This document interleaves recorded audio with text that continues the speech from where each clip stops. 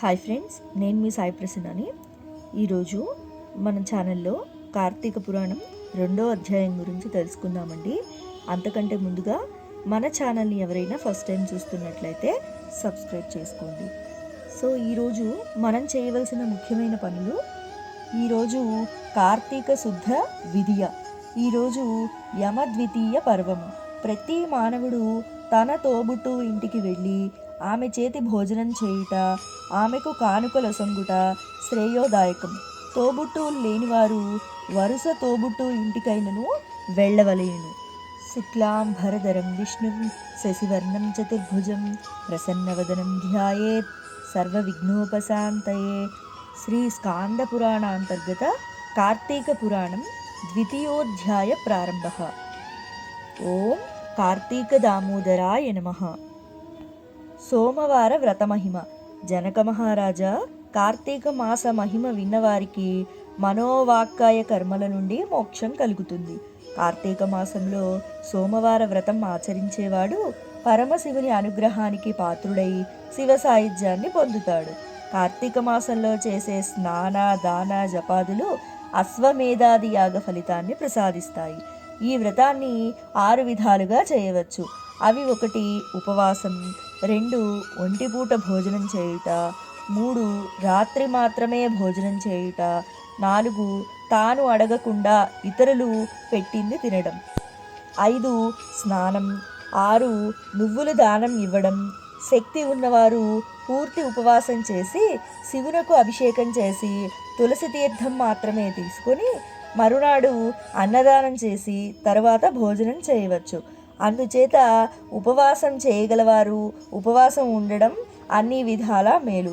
ఉపవాసం చేయలేని వాళ్ళు ఉదయమే స్నానం, జపం, దేవతారాధన మొదలగు వాటిని యథావిధిగా చేసి మధ్యాహ్నం భోజనం చేసి రాత్రి మాత్రం భోజనం చేయకూడదు. పాలు పండ్లు తీసుకోవచ్చు. ఈ విధంగా చేసే దానినే ఏకభుక్తం అందురు. 3వ పద్ధతిలో వేకువనే స్నానం, జపం, అభిషేకం, పితృదేవతారాధన చూస్తూ పగలంతా ఉపవాసం ఉండి పురాణ పఠనంతో గడిపి రాత్రి నక్షత్రాన్ని చూసిన తరువాత భోజనం చేయవలెను. ఈ విధంగా చేస్తే దానిని నక్తం అందురు. 4వ పద్ధతిలో పగలంతా ఉపవాసం ఉండి ఎవరినీ ఏమీ అడగకుండా సాయంత్రం ఎవరైనా పెట్టిన దానిని తినటం వల్ల సోమవార వ్రతం చేసినట్లవుతుంది. దీనినే ఆయాచిత వ్రతం అందురు. 5వ పద్ధతిలో మంత్రయుక్తంగా స్నానం, జపం మొదలగు వాటిని చేయవచ్చు. 6వ పద్ధతిలో కార్తీక సోమవారం నాడు నువ్వులు దానం చేస్తే వ్రతము చేసినట్లే అవుతుంది. నువ్వుల దానం వల్ల పాపం తొలగిపోతుంది. అందువల్ల నువ్వుల దానం చాలా మంచిది. ఈ 6 పద్ధతుల్లో ఏ ఒక్కటి ఆచరించలేకపోయినా కుంభీపాక నరకం ప్రాప్తిస్తుంది. అనాథ స్త్రీలు ఈ వ్రతం చేయటం వల్ల విష్ణు సాయుధ్యాన్ని పొందుతారు. కార్తీక మాసంలో పగలంతా ఉపవాసం ఉండి భగవతారాధనలో కాలం గడిపి రాత్రి నక్షత్రాల్ని చూసి పిదప భోజనం చేయవలెను. ఈ విధంగా 5 సోమవారాలు చేసిన వాళ్ళు శివ సాయుధ్యం పొందుతారు. ఈ 5 సోమవారాలు చేసిన వారు నమక చమక సహితంగా రుద్రాభిషేకం చేస్తూ ఉండాలి. ఈ సందర్భంలో ఒక కథ చెప్తాను, విను. ఈ కథను వింటే సకల పాపాలు పోతాయి. పూర్వం కాశీరాజ్యంలో ఒక బ్రాహ్మణుడు ఉండేవాడు. అతనికి నిష్ఠుర అనే పేరు గల ఒక కుమార్తె కలదు. ఆమె చాలా సౌందర్యవంతురాలు. అందానికి తగు విధముగా సద్గుణాలు లేవు. భయం, సిగ్గు వదిలిపెట్టి కులధర్మాల్ని గయ్యాళిగా తయారైంది. ఇంద్రియాల్ని అదుపులో పెట్టుకోలేక వ్యభిచారిణి అయింది. తల్లిదండ్రులకు చెడ్డ పేరు తెచ్చింది. ఆమె తల్లిదండ్రులు నయానా భయానా మంచి మార్గంలోకి తీసుకురావాలి అని ఎంత ప్రయత్నించి చివరకు సహించలేక ఇంటి నుండి పంపించేశారు. యవ్వన మదంతో కన్ను మిన్ను గానకుండా సంచరిస్తూ చివరకు సౌరాష్ట్ర దేశం చేరుకుంది. సౌరాష్ట్ర దేశంలో వేదాలు వేదాంగాలు చదువుకొని నియమనిష్టలతో మంచి సద్గుణాలతోనూ విరజిల్లుతూ మిత్రశర్మ అనే పండితుడు ఉండేవాడు. అతని మనస్సు వెన్న వంటిది. అతనికి దురదృష్టవశాత్తు నిష్ఠూరను చూడటం జరిగింది. ఆమె అందవందాలకు ముగ్ధుడైపోయాడు. ఆమె గుణగణాలు గమనించకుండా మనసిచ్చి పెళ్లి చేసుకున్నాడు. పరిణయం 10 పదుల పంట అనే మాట కూడా అతనికి గుర్తు రాలేదు. కొంతకాలం వాళ్ళు కులాసాగా కాలం గడిపారు. భర్త మంచితనాన్ని, దయార్థ హృదయాన్ని నిష్ఠుర గమనించలేకపోయింది. పుట్టుకతో వచ్చిన బుద్ధి పుడకలతోనే పోతుందన్నట్లు తన వ్యభిచార బుద్ధిని వదిలిపెట్టలేకపోయింది.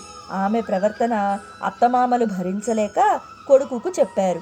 తన భార్య మీద మమకారంతో మిత్రశర్మ ఏమీ అనలేకపోయాడు.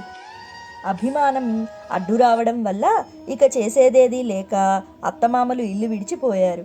అత్తమామలు ఇల్లు విడిచిన పిదప నిష్ఠురకు పూర్తి స్వేచ్ఛా స్వతంత్రాలు లభించి ఆమె ఆగడాలకు అంతు లేకుండా పోయింది.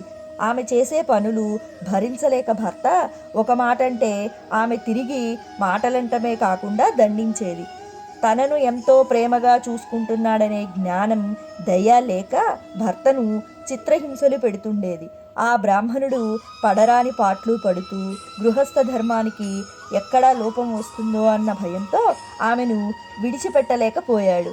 అతడెంత నిర్లిప్తంగా ఉన్నప్పటికీ తన స్వేచ్ఛా విహారానికి నిష్ఠురకు అడ్డుగా కనిపించాడు. భర్తను తన పనికి అడ్డు తొలగించాలనే నిర్ణయానికి వచ్చినది. ఒకనాడు మిత్రశర్మ నిద్రపోతూ ఉండగా ఒక పెద్ద బండ తెచ్చి అతని తల పగలగొట్టి శవాన్ని నూతిలో పారవేసి ఏమీ ఎరుగునట్లు నిశ్చింతగా విటులతో ఆటపాటలతో కాలం గడుపుతుంది.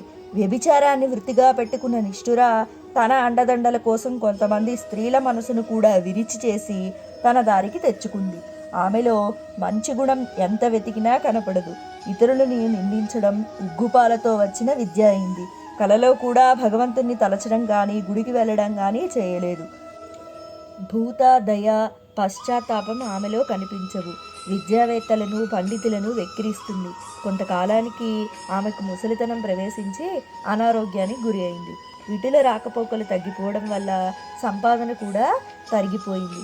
అందము పోయి ఆర్థిక సమస్యలు అందలమెక్కాయి. కష్టాల్లోనూ కారడవిలో కాలు పెట్టింది. ఆమెను చూసి అసహ్యపడేవారే కానీ జాలిపడేవారు ఎవరూ లేరు. తినటానికి తిండి లేక, ఉండటానికి ఇల్లు లేక, తిరిగే శక్తి లేక చేసిన పాప ఫలితాన్ని అనుభవిస్తూ దిక్కులేని చావుకు గురి అయింది. ఆమె శవమును దహన క్రియలు చేసేవారు కూడా లేరు. యమదూతలు ఆమెను తీసుకొని పోయి యమధర్మరాజు ముందు విచారణ నిమిత్తం హాజరుపరిచారు. చిత్రగుప్తుడు ఆమె చరిత్రను అంతా చెప్పారు. ఆమె జీవితంలో ఒక్క మంచి పని కూడా చేయలేదు. యమధర్మరాజు ఆమె పాపకర్మలకు తగు విధంగా దండన విధించాడు. యముని ఆజ్ఞ మేరకు ఎర్రగా కాలిన ముళ్ళ ఉక్కు స్తంభాన్ని కౌగిలించుకునేటట్లు చేశారు. క్షణికమైన సుఖం కోసం వ్యభిచారం చేస్తే యమలోకంలో అనుభవించాల్సిన శిక్ష ఏమిటో అప్పుడు గాను ఆమెకు తెలిసి రాలేదు. బాధ భరించలేకపోయింది. ఆమె భర్త తలను పగలకొట్టి చంపినందుకు శిక్షగా యమదూతలు ఆమె తల పగిలేటట్లు మోదారు. సలసలా కాగిన రక్తాన్ని నోటబోసి తాగించారు. సలసలా కాగే సీసమును దాని చెవుల్లో పోశారు. పరనింద చేయుట వల్ల నాలుక ముక్కలు ముక్కలుగా చేశారు. ఈ విధంగా అనేక బాధలు అనుభవించిన తర్వాత కుంభీపాక నరకంలో తలక్రిందులుగా వేళ్లాడదీస్తారు. ఆ నరకాన్ని అనుభవించి తర్వాత భూమి మీద కుక్కగా జన్మించి 15వ జన్మలో ఒక కార్తీక సోమవారం రోజు దానికి ఎంత తిరిగినా ఆహారం దొరకలేదు. ఆ రోజు కార్తీక సోమవారం కావడం వల్ల ఒక బ్రాహ్మణుడు పగలంతా ఉపవాసం ఉండి రుద్రాభిషేకం గావించి పురాణ పఠనంతో పొద్దు గడిపి నక్షత్ర దర్శనం చేసుకుని తర్వాత బల్యన్నం బయటకు వేసి కాళ్ళు చేతులు కడుక్కొని లోనికి వెళ్ళిపోయాడు. అడవిలో నకనకలాడుతున్న ఆ కుక్క బలియన్నం చూడగానే దాని మీదకు దుమికి తినడం మొదలుపెట్టింది. ఈ బలియన్నం తింటూ ఉండగానే దానికి పూర్వజన్మ గుర్తుకు వచ్చింది. బలి అన్నం తిన్న కుక్కకు కార్తీక సోమవార వ్రతఫలం దానం చేయగా స్త్రీ రూపం పొంది కైలాసమునకు ఏగుట. ఆ కుక్క బ్రాహ్మణుని, ఓ మహానుభావ, నన్ను కాపాడు అని పిలిచింది. బ్రాహ్మణుడు బయటకు వచ్చి కుక్క పిలుపు చూసి ఆశ్చర్యంతో నీవు ఎవరని అడిగెను. అప్పుడు కుక్క తన కథ ఎంతయో చెప్పి, ఓ మహాత్మా, నీకు ఇచ్చిన బల్యన్నం వల్ల నాకు పూర్వజన్మ గుర్తుకు వచ్చింది. దీనికి కారణం ఏమిటి అని అడిగింది. అప్పుడు ఆ బ్రాహ్మణుడు దివ్య దృష్టితో విషయమంతా గ్రహించి, ఓ శుచి, ఈరోజు కార్తీక సోమవారం కదా, నీవు పగలంతా ఆహారం దొరకక ఉపవాసం చేసి నక్షత్ర దర్శనానంతరం నక్త భోజనం చేశావు. దాని కారణంగా నీకు పూర్వజన్మ గుర్తుకు వచ్చింది. నిప్పు తెలిసి ముట్టినా తెలియక ముట్టినా కాలే విధంగా నీకు నక్త భోజన మహత్యం తెలియలేకపోయినను దానిని చేసిన ఫలితం నీకు దక్కింది అని ఆ బ్రాహ్మణుడు చెప్పెను. అది విన్న కుక్క దీనముగా తనను కాపాడమని కోరింది. దయార్థ హృదయుడైన ఆ బ్రాహ్మణుడు తాను సంపాదించుకున్న ఒక కార్తీక సోమవారం నాటి ఫలితాన్ని ఆ కుక్కకు ధారపోశాడు. దానితో ఆమె పాపాలు పటాపంచలై కుక్క రూపం పోయి దేదీప్యమానమైన శరీరాన్ని పొంది దివ్య వస్త్రాభరణాలతో గల స్త్రీ రూపం పొంది తన స్నేహితులతో కూడి కైలాసం చేరుకుంది. అందువల్ల కార్తీక సోమవారం నాడు ఉపవాసం ఉండి నక్తాది వ్రతాలు చేసేవారు అన్ని పాపాల నుండి విముక్తి పొంది శివ సాయుధ్యం పొందుతారు. కావున నీకు ఈ కార్తీక సోమవారం వ్రతం చేసి మేలును పొందమని వశిష్ఠుల వారు జనక మహారాజుకు చెప్పారు. ఇది శ్రీ స్కాంద పురాణాంతర్గత కార్తీక మహత్యమందలి ద్వితీయోధ్యాయం సంపూర్ణం. సో విన్నారు కదండి, మనం ఈరోజు చేయవలసిన పనులేంటి, అలాగే ద్వితీయోధ్యాయంలో వశిష్ఠుల వారు జనక మహారాజుకి కార్తీక సోమవార వ్రత మహిమను ఏ విధంగా చెప్పారనేది తెలుసుకున్నాం కదండి. ఈశ్వరుని కృపాకటాక్షలు మనందరిపై ఎల్లవేళలా ఉండాలని మనస్ఫూర్తిగా కోరుకుంటున్నాను. ఓం కార్తీక దామోదరాయ నమః. సర్వే జనా సుఖినో భవంతు. సర్వే సృజనా సుఖినో భవంతు. సర్వం ఈశ్వరార్పణమస్తు. ధన్యవాదాలు.